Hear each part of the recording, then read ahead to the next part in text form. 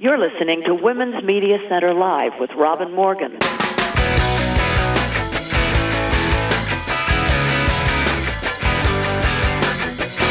Welcome to Women's Media Center Live. I'm Robin Morgan. And I'm going to start by apologizing because my voice has been kicking in and kicking out in very odd ways for a bit. I'm coming down with a cold or fighting one off. And I don't feel bad. I feel great, but it sounds a little scratchy at times, so I apologize for that. But I do not apologize for anything else because I'm quite happy today because my guests are the Guerrilla Girls. Yes. Now, in case you have been in somewhere else in the solar system or even the quadrant of the universe, the Guerrilla Girls are anonymous artist activists who use disruptive, to say the least, headlines and outrageous visuals and killer statistics to expose sex and ethnic bias and its corruption and the way it operates in art and film and politics and pop culture. And they do this by posting posters and banners and actions and with books and videos and appearances now all over the world. This is from their own voice and their own website and stuff.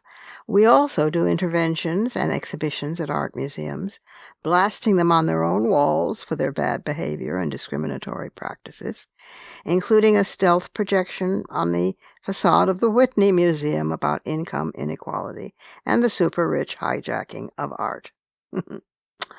Our retrospectives and traveling exhibitions have attracted thousands. Currently, our work is on display, this is hilarious, at Tate Modern, where 17,000 people came to meet us in person on January 31st, 2024. Our latest book, Guerrilla Girls, this is spelled Guerrilla, like gorillas. The Art of Behaving Badly is the latest book.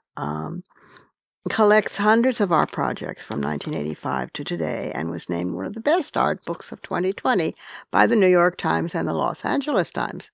Other exhibitions include the Sao Paulo Museum of Art, the Venice Biennale, Van Gogh Museum, Amsterdam, Museum of Military History, Dresden, Art Basel, Hong Kong, Minneapolis Institute of Art, the Centre Pompidou, Paris, Toi O Tamaki Museum, New Zealand, National Museum of World Writing, Korea, and hundreds more.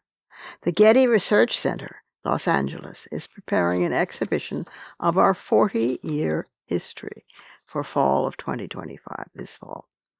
Our motto, do one thing. If it works, do another. If it doesn't, do another anyway.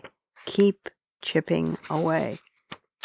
And that is their model. And whenever they appear in public, they wear gorilla masks, so their identity is protected. And they also go by the names of well-known women artists, like Kathe Kollwitz and Frida Kahlo. Those are the two original Guerrilla Girls, and they are with us today because I have a history with them. But there's nowhere their reach doesn't go. In 2007, Blake Gopnik, who was then the chief art critic for the Washington Post, asked them to create a full-page work for a special Post section on feminism and art, which ran on April 22nd of that year, 2007. And Gopik's section was partly inspired by the exhibition Whack, Art and the Feminist... So there's nothing that they don't do. They have a major print called the National Museum of Women and the Arts, where they are about to display, called Horror on the National Mall. They use humor. They use spooky. There's nothing they will not use. And they now maintain an online presence, and they present public lectures wearing the masks and using the names, and performances they do around the world. and they've published a number of books, including the Guerrilla Girls Bedside Companion to the History of Western Art. You can imagine that one, can't you? So they first appeared in 1985, and they are still amazingly, wonderfully enough going. So I will return in just a moment with the Guerrilla Girls after this brief message. And I'm so excited.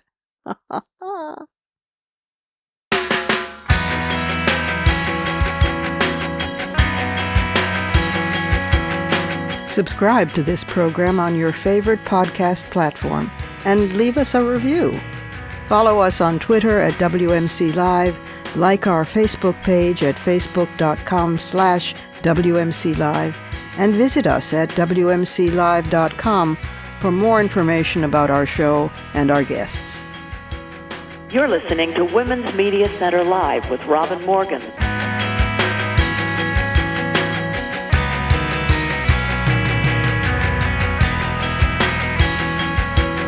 Well, Frida Kahlo and Kathe Kollwitz, welcome to Women's Media Center Live.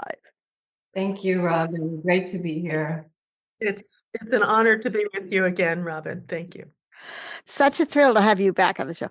It was a thrill when you did the magazine cover for Ms. It's been a thrill every time you've done anything. But the last, I realize now, it's 40 years. My God, happy bloody birthday. But Jesus, how could these little 2-page graphic that you started on the Lower East Side, how did this become a worldwide phenomenon? So that you're an anti-establishment, true, and you always will be, but you're now you're now being invited to show at the places that you had to demonstrate against for not showing women. This is amazing. Just amazing. Tell how it got to be so huge. Well, we just had, we were angry. The Museum of Modern Art had this exhibition called an International Survey of Painting and Sculpture, and out of almost 200 artists, there were 16 women or 17 women, and very few artists of color. And we realized that all the protests weren't working. So Kathe and I were at one of those protests. At the end of the day, we realized we didn't change anyone's mind. So we just decided there had to be a better way to, to get through to people and to message, what we thought the art world should be criticized for. And we wanted to do it in a really different way that hadn't been seen before. And we never thought it would work. When we put the first posters on the street in May of 1985, but immediately this very in-your-face facts and humor approach that we took, kind of using these strategies of advertising, really got people's attention. Because it was brilliant, that's why, and it was funny. It was twisted things around. It always had facts to prove what we were saying, which could convince people. And once we saw that it did work, we just kept doing it again and trying to do it better and better and bigger and bigger. And we still love that challenge to come up with the next thing. But when it began to take off, you must have been totally blown away. I mean, you must have not believed that, because there's something so ironic about it, that they're trying to hang the work of artists who were trying to hang them for not hanging the work of certain artists. I mean, it is just a prime irony in itself.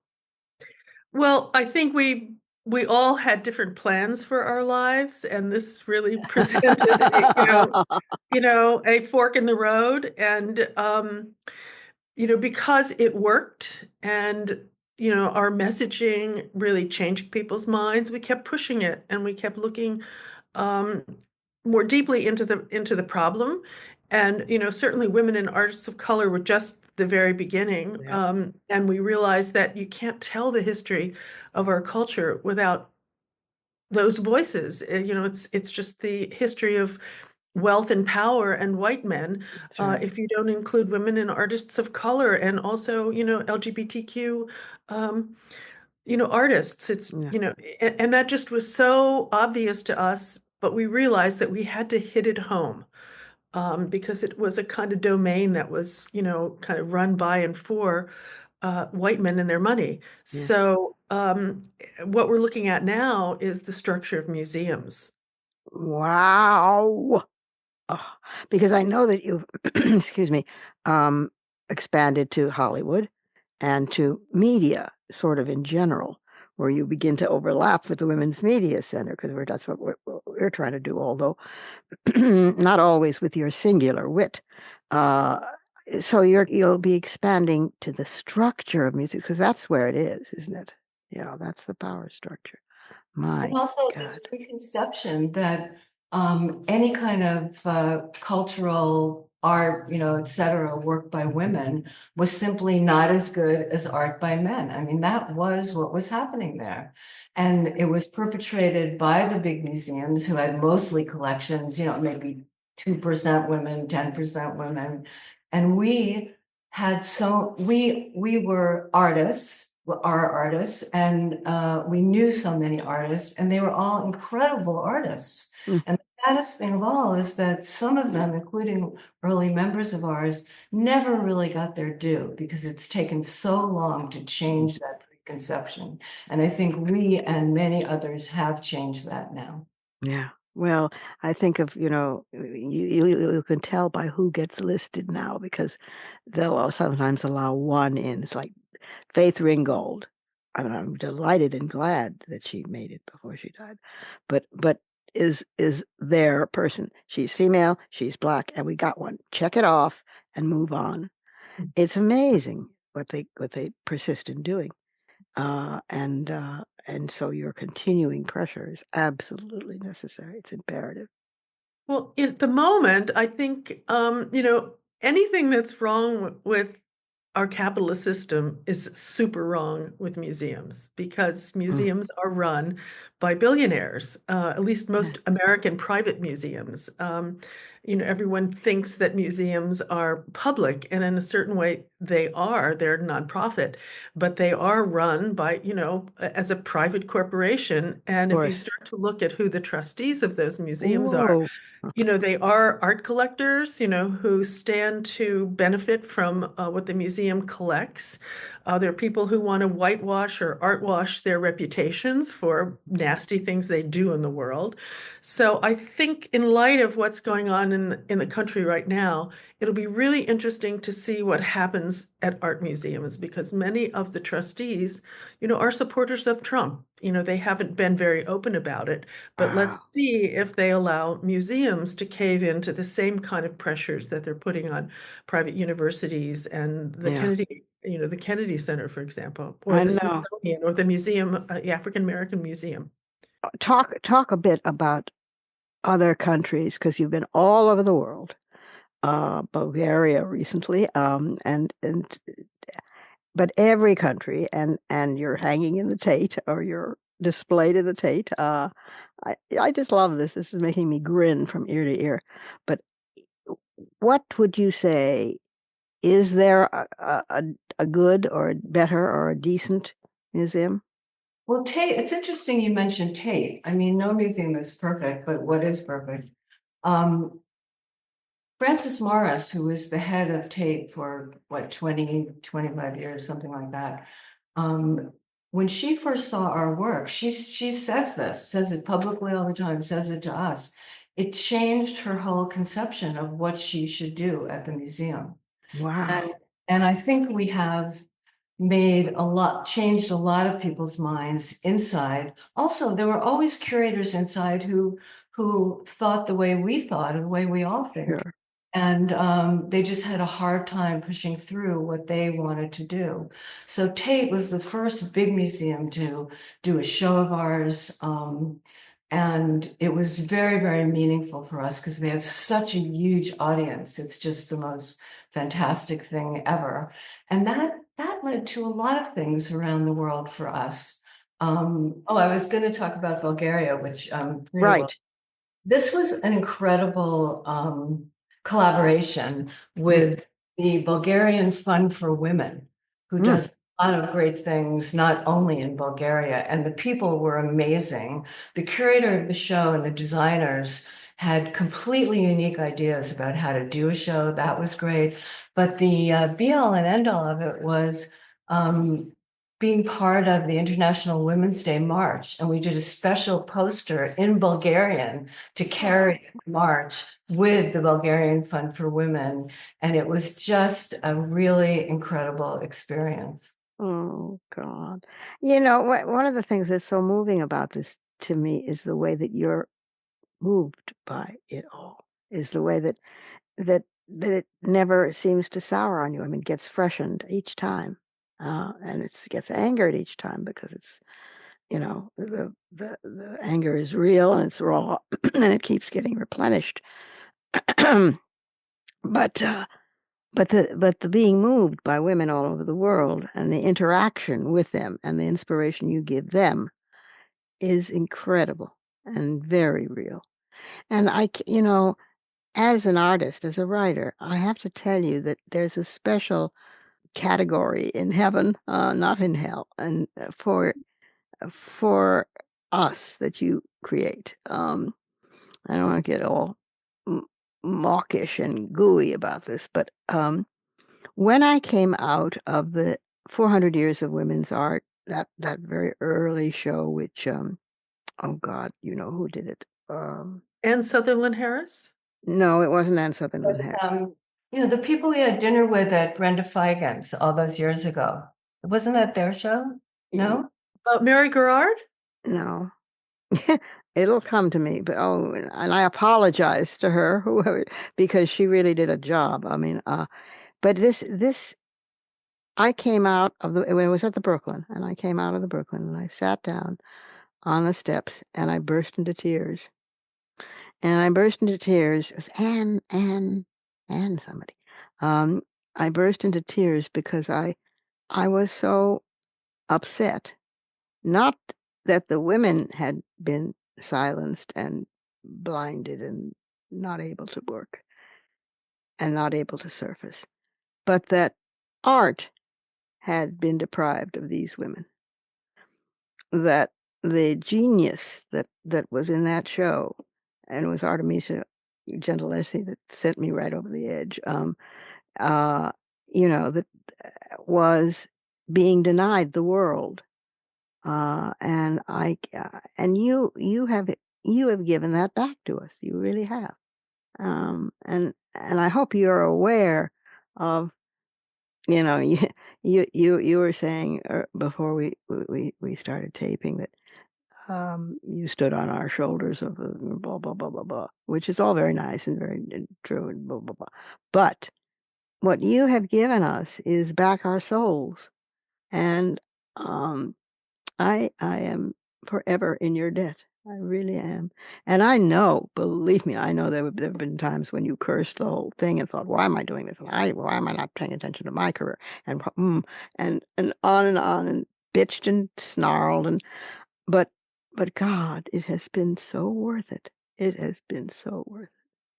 I really wouldn't change it for anything. I kind of enjoy being able to switch back and forth between two personas, to go to Bulgaria and be surprised that people there knew about us. I had no idea how, I mean, they were really cut off from the world of contemporary art for a long, long time. Yeah.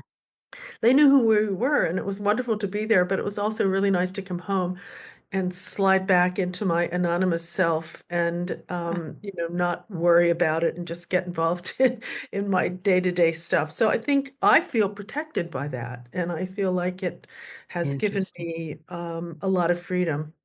Interesting. I feel that I'm two artists in one body. And the incredible success of the Guerrilla Girls has many times over my career, I've had to step away from my own work and because so much to do for the Guerrilla Girls, and I've never regretted it 1 minute. I just, I love doing this work, and it can't always be about one person. This is a force. Of We've course. created a kind of force, and there's something so gratifying, wonderful about that. Why not just keep going as for another 40 years? Yes, for another 40 years. Are there how shall we put this, baby monkeys coming along? I mean, not literally, please God, but I mean, but are there younger Guerrilla Girls getting involved? Are there? Well, we've always had, intergenerational, members. Right. And we've kind of been, intersectional from the very beginning, Mhm. although we can't really reveal the details of that because that's part of our mystique. Yes. But I think that it would be great to see it all continue, but I think the circumstances will be different. We grew up in a kind of digital age, and we made the transition from street art to working digitally and being able to send our work all over the world. I think in the future there will be ways of doing this kind of messaging that we can't even imagine, and I would think the next generation would be plugged into that rather than to plug Wow. into our history. I see it as a continuation, but not really an extension. That's true, because I remember when you did the Whitney, wasn't that the projection on the building? Was that yeah, on the outside. And every time I walk past that, I just, it's a Yiddish word, kvell. I know almost no Yiddish, but this word I know. Kvell means just you groveled in ecstasy at the sight of it. I kvelled every time I saw it because it was just wonderful. And you worked inside and outside museums, and up and down, and nothing seems to deter you. I mean, there's an outrageousness still, and always good humor and real wit, real wit. So what's next now? Beyond digital, or Well, we're still doing giant things all over the world. The technology is so great that you can do that today. We love being on the streets. We've always loved that best. So we'll still be doing a lot of projects like that around. But what's next is we can't give up, whether it's what we do, our work about art and culture, or our work about what's the horrible things going on in this country and in the yeah, world. Our fight is not over. yeah. He's messing with the Smithsonian now, and he's messing with. I mean, he's just got his fingers in every pie, and it's a time of real despair. But we've got to pick it up and shoulder it, and somehow go on, like Mother Courage or Mother Defiance. What? Kathe, could we tell Robin about what we're doing at the Getty, or is it too soon? It's too soon. Oh, Okay. well, We're that's in the middle of doing this huge, very transgressive thing on the walls of the Getty Research Institute, but it's not cooked yet. So that's wonderful, though. But we hope I'm you're gonna- wildly frustrated, but I will be patient. I will be good. I will be Could patient. I give a teaser and say that it's going to Could investigate? I stop you? I'm sorry? Could I stop you? It's going to investigate, sexual abuse and violence within the paintings in the art museum. The 17th and 18th century paintings have so many gorgeous naked women, but they're all being acted upon. So we're going to be. Oh, wow. Oh, And wow. will be told by the women in the paintings themselves. Oh, my God. Since you spilled the beans, Frida. Oh, this is such fun. There's got to be another book in that, too. Your books have been fantastic as well. I should say that. I mean, I will say that in in the post interview or the pre-interview, but yeah, they are all collectible. They are all havable. They are all important. Do you have a copy of our latest book, The Art of Behaving Badly? No. We must send that. Send it to you. Yeah. next- Okay. Oh, goody, goody, goody, goody. The art of behaving badly. No, but that's quite wonderful. It's our idea of a coffee table book. Only if you put it on your coffee table, it might explode. Oh, this is it makes me happy. It makes me happy. You make me happy. You know, Well, you make me angry, but but you make me happy, and it's very rare that happens to me these days. isn't that a wonderful kind of emotion to be angry and happy at the same time? It is absolutely brilliant, and I'm so grateful for it, and I'm grateful for the two of you, and I'm grateful that you've been all over the world, and I'm grateful that you're the heart of the Guerrilla Girls, and that you did the Ms. cover when I was editor, and that you're here now, and I love you people. I just love you, and for everything that you are and you stand for, and you don't compromise. Yeah, it's a real pulsing heartbeat. And for every poem that I write that is, worthy of being a poem, um, it's it's to contribute to the same pot, the same witch's pot we all stir, and I've continued. I've done, just in the last 3 years, I've done a novel and 2 books of poems. So Parkinson's doesn't stop me. It just pisses me off. That's all. Congratulations. That's wonderful. I mean, you are a model for all of us about how to continue and keep going. And I think if we have any advice to give our audiences, we've been starting our presentations out with one big communal scream, and it really worked well. Yes, a great And communal. then yeah, and then we admit that we don't have any solutions, but we know how to continue. And Oh, I think that persistence is our best quality. well, I gotta tell you, there's been a lot of very interesting people and Nobelists and stuff on this program, which I've now done for 15 years, and but this is the high point, and this for me, it really is, because, well, for all the obvious reasons, and because you're artists, and because if anybody if anybody has any clues, such as they are, it's artists, and you got it, and you make us laugh at the same time. I mean, what could be better? So I thank you. I thank you, Thank Kate, you, Robin. Thank you. Kata, and Frida. And I love your names, and I love your masks, and I just love it. I need to come visit you someday. Yes, you do. You definitely do. You know where I live. You know. Absolutely. And you also, you're on I'm in the, New York next time. I want to come see you. all right. Okay. Yes, please. I'd love that. And I thank you again for being on Women's Media Center Live.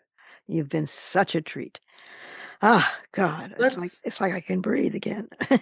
be a conspiracy. Let's be a conspiracy. Well, you mean we're not? Of course. All right, conspiracy. Absolutely. I adore you. Okay, take care. Love you. Bye-bye. And of course, we end on laughter.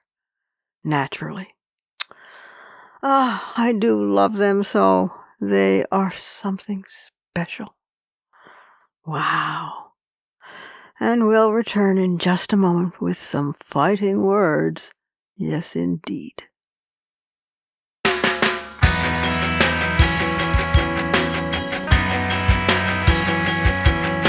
The Women's Media Center, founded in 2005 by Jane Fonda, Gloria Steinem, and myself, is a progressive, nonpartisan, nonprofit organization working to make women visible and powerful in media.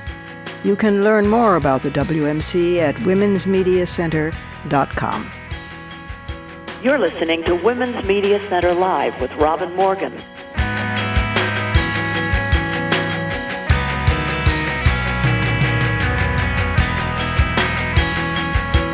Keep chipping away, like the Guerrilla Girls told us to. Chip, chip, chip, chip, chip. And here's a terrific chip from science. And these are fighting words.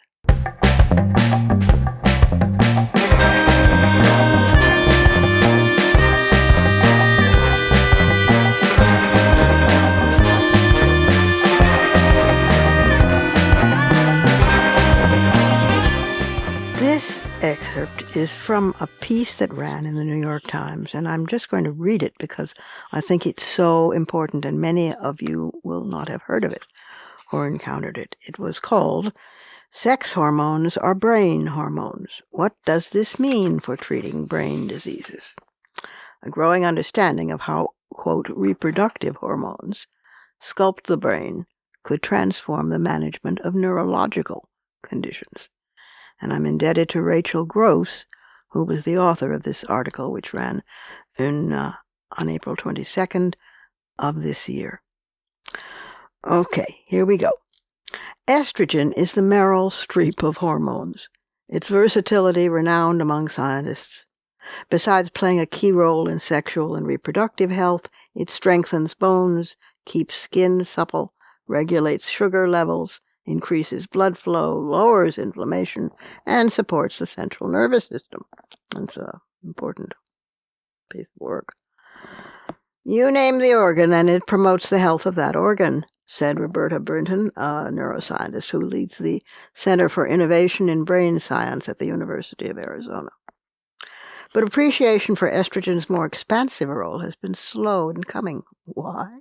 Well, the compound was first identified in 1923 and was henceforth known as, quote, the female sex hormone, a one-dimensional reputation baked into its very name.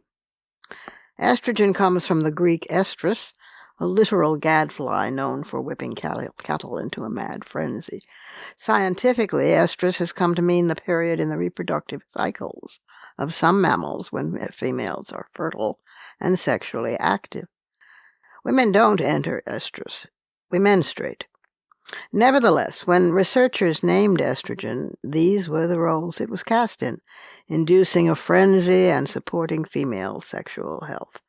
Now, only now, estrogen is gaining recognition for what may be its most important role yet, the brain. Neuroscientists have learned that estrogen is vital to healthy brain development, but that it also contributes to conditions including multiple sclerosis and Alzheimer's. Changes in estrogen levels, either from the menstrual cycle or external sources, can exacerbate migraines, seizures, and other common neurological symptoms. There are a huge number of neurological diseases that can be affected by sex hormone fluctuations, said Dr. Hyman Schipper, a neurologist at McGill University who listed a dozen of them in a recent review in the journal Brain Medicine. And many of these therapies that are used in reproductive medicine should be repurposed for these neurological diseases. Today, okay, now we'll skip a little and then we'll go into, in women, estrogen is manufactured mainly in the ovaries, with some also produced by the adrenal glands and fat cells. In men, estrogen is converted from testosterone in the testes and is crucial for sperm production, bone strength, liver function, fat metabolism, and more. But in both sexes, the brain also makes its own estrogen, underscoring its neurological importance. The brain is partially an endocrine organ, said Lisa Mosconi, a neuroscientist who directs the Women's Brain Initiative at Weill Cornell Medicine. It is rich in estrogen receptors, which blink on and off throughout life. These were once thought to be clustered around structures with specific reproductive functions, like the pituitary and the hypothalamus. In fact, they're everywhere, said Dr. Mosconi, who developed a PET scanning technique to see these receptors in a living brain. We couldn't even find a region that was completely empty, she said. In the brain, estrogen can bind directly to receptors within neurons and other cells, setting off a cascade of actions. It can also be broken down into metabolites, called neurosteroids, which exert their own far-reaching effects. Some of these neurosteroids have already been spun off into their own therapies. Allopregnanolone, a metabolite of progesterone, is the basis of a drug used to treat certain kinds of epilepsy. The same metabolite is in a clinical trial as a potential regenerative therapy for Alzheimer's disease. In the womb, A mother's estrogen helps organize an embryo's neural circuits, direct the production of brain cells, and influence the growth of different brain regions. During major transitions like puberty, pregnancy, and menopause, estrogen helps prime and rewire the brain once more. But researchers know that estrogen is shaping the brain at all stages of life. It can modulate neuron firing, reduce inflammation, increase neuroplasticity, help turn glucose into energy, prevent plaque from building up, and improve blood flow in the brain. Not all of these effects are positive. In rodents, Dr. Schipper has found, long-term estrogen use can age certain parts of the brain. None of these hormones do one thing only, he said. Now, pregnancy in the brain. Neuroscientists in the past knew estrogen had impacts beyond the reproductive system, but they opted not to study them. Before 2016, they generally excluded female animals from experiments to avoid having to deal with differences in behavior and physiology associated with cycling hormones. Oh dear, too much trouble. But, listen to this, how are you going to know if estrogens are neuroprotective if you don't even do any experiments in females? That was spoken by Dr. Rhonda Voshkul, Voskul, a neurologist at the Comprehensive Menopause Program at the University of California, Los Angeles. Give me a break, she added. How are you going to know if estrogens are neuroprotective if you don't do any experiments with women? In 1998, Dr. Voshkul was searching for a molecule that would protect the brain from the effects of multiple sclerosis, in which the immune system attacks nerve cells, stripping them of their protective coating. Multiple sclerosis afflicts about 1 million Americans, most of them women. Drugs already did exist to lower inflammation and help prevent further nerve stripping, but they could only do so much. You've got to add something directly targeting the brain, Dr. Voskul said. Her hunt began with a clinical observation. Pregnancy was known to protect women against MS symptoms. During the third trimester, relapse rates dropped by 70%. Pregnancy, it seemed, is at least as effective as the best medications. But this protection is temporary. After childbirth, the risk of relapse rises sharply. Dr. Voskul knew that the immune system quiets down in pregnancy, presumably to protect the delicate, half-foreign graft that is an embryo. But she suspected that there was more to it. It makes sense that the mother would have something that's not only anti-inflammatory, but is neuroprotective, she said. Well, that substance turned out to be estriol, estriol, a form of estrogen primarily produced by the placenta. In 2016, in a randomized clinical trial of 164 women, Dr. Voskul showed that estriol treatment given over 2 years significantly reduced relapses of MS. It also appeared to improve cognition and reduce atrophy of gray matter. Estriol was known to be safe. Menopausal patients in Europe had been using it for decades, and unlike estradiol, estriol doesn't bind strongly to receptors in the breast, meaning it does not come with the same long-term breast cancer risk. It could even potentially be used in men, Dr. Voskul said. It's a gift to scientists, she added. Dr. Voskul is now studying whether the finding holds not just for MS patients, but for all women undergoing menopause. She has developed a patented hormone therapy, Pearl Pak, Pearlpak, that contains estriol and is being sold by the company Cleopatra RX, for which she is the medical advisor. The website claims that Pearl Pak can address memory and cognitive health issues caused by menopause. But that is the hypothesis Dr. Voskul is trying to test. by annually monitoring women on Pearl Pack with cognitive tests. The need was too urgent, she said, for women to wait for the unlikely event that the NIH or a pharmaceutical company will find and fund a randomized clinical trial. I'm just taking the way we do things in MS and trying to apply it to menopause, she said. This would not be the first time that estrogen therapy has been suggested as a cognitive cure-all for menopausal women. Before the year 2000, it looked like estrogen was a panacea, thinking that it would protect the aging brain against stroke and Alzheimer's. But the tide then turned in 2003. The Women's Health Initiative Memory Study, a landmark clinical trial tracking long-term effects of hormone therapy in post-menopausal women, found that older women in the study taking estrogen as opposed to estrogen plus progesterone had twice the risk of dementia compared with those on a placebo. So doctors stopped prescribing estrogen to postmenopausal women, and women stopped taking it out of fear. The attitude among scientists was, why study it? Nobody's going to take it anymore. Margaret McCarthy, a neuroscientist at the University of Maryland, said no one was going to take estrogen, so there was no point. It was terrible for the research. Later, it became clear that this finding held only for women who started on estrogen therapy at 65 or older, at least 10 years past their last menstrual period.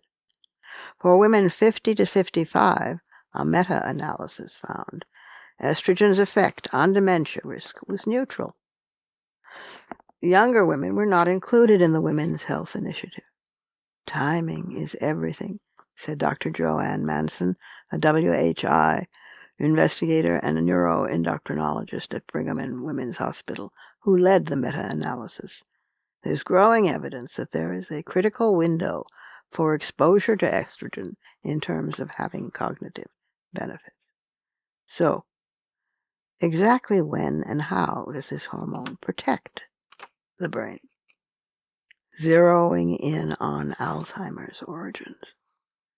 Nowhere is the role of estrogen in brain health more apparent than in menopause, and its retreat may contribute to the cognitive symptoms women in midlife know and hate: hot flashes, interrupted sleep, brain fog. Estrogen loss is a primary reason. Some neuroscientists believe that Alzheimer's afflicts twice as many women as men. As estrogen levels decline, the brain's metabolism shifts. Up until menopause, the brain runs largely on glucose, which estrogen helps convert into energy. At menopause, the brain begins relying on alternate fuels, including its own white matter, Dr. Brinton has found in animal studies. It's a starvation response, she said. This has nothing to do with reproductive capability, but everything to do with the brain undergoing a transition. This shift could mark when vulnerability to Alzheimer's begins, and theoretically, when estrogen therapy or another intervention could help prevent cognitive decline. But Dr. Brinton had no way to see it in a human brain. So in 2014, she approached Dr. Mosconi, a neuroimaging expert, for help. At that point, doctors could measure estrogen levels only in the blood, but millions of Americans were on some kind of estrogen-based therapy. Dr. Mosconi realized nobody knew what it was doing to their brains. It's ridiculous, she said. So she developed an imaging technique to see estrogen receptors in the brain by repurposing a tracer used for detecting the same receptors in breast cancer.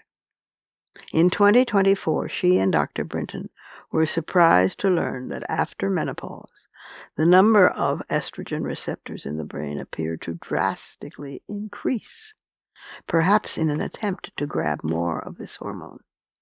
But intriguingly, the more estrogen receptors a woman had, the worse her memory and cognitive scores were. In February, Dr. Mosconi started a $550 million research program funded by Wellcome Leap called Cutting Alzheimer's Risk Through Endocrinology. She hopes to identify which women are most at risk of Alzheimer's because of estrogen-related brain changes, and to figure out whether hormone therapy given during a critical time window could help lower their risk. The answer may not be as simple as figuring out when to wear an estrogen patch. There's a whole system that needs to be better understood before we mess with it, she cautioned. It affects my practice significantly, Dr. Schipper said. It should affect every neurologist's practice. Similarly, Dr. Jelena Pavlovich, a neurologist at the Albert Einstein College of Medicine in New York City, found that women with menstrually related migraines are more vulnerable to headaches right after their uterine lining sheds, when estrogen levels drop sharply. Understanding that link allows her to give preventative treatment when it will be most effective. We really need integration of women's health issues into neurology, said Dr. Pavlovich, one of the few neurologists specializing in headache disorders and sex hormones. Dr. Voshko, whose work also spans gynecology and neurology, agreed. When doctors who treat brains don't share knowledge with doctors who deal with hormones, and vice versa, she said, patients suffer. The answers are there, she added, if they talk to each other. The answers are there. And I would add, and if they listen to women.